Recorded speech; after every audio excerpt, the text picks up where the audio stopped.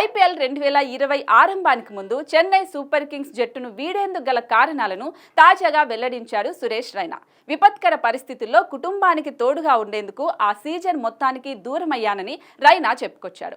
అప్పుడు కుటుంబంలో తీవ్ర విషాదం చోటు చేసుకుంది. అందుకే పంజాబ్కు వెళ్లాల్సి వచ్చింది. మా అంకుల్ కుటుంబంలో మరణాలు సంభవించాయి. ఒంటికి నూనె రాసుకుని దాడులకు పాల్పడే కచ్చా గ్యాంగ్స్టర్స్ వాళ్ళ కుటుంబాన్ని చంపేశారు. అప్పుడు మా బామ్మ కూడా అక్కడే ఉంది. పఠాన్ కోటలో ఈ దుర్ఘటన జరిగింది. అందుకే నేను అక్కడికి వెళ్ళాను. అప్పటికే ఐపీఎల్ బయో బబుల్ నిబంధనలు మొదలయ్యాయి కాబట్టి తిరిగి జట్టుతో కలిసే పరిస్థితి లేదు.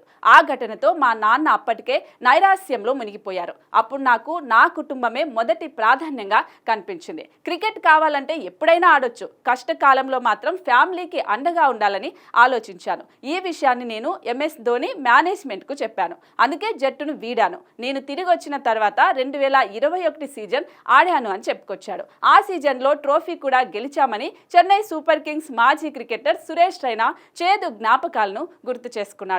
కానీ రైనా సిఎస్కే మేనేజ్మెంట్ మధ్య ఏవో గొడవలు జరిగాయని, అందుకే రైనా చెన్నై జట్టును వీడాడని ప్రచారం జరిగింది. అందుకు తగిన విధంగానే 2022 సీజన్ ముందు జరిగిన మెగా వేలంలో రైనాను సిఎస్కే కొనుగోలు చేయలేదు. కానీ ఆ సీజన్లో సిఎస్కే దారుణంగా ఆడి పాయింట్ల పట్టికలో 9వ స్థానానికి పడిపోవడంతో రైనా లేఖనే ఇలా జరిగిందని కామెంట్స్ వచ్చాయి.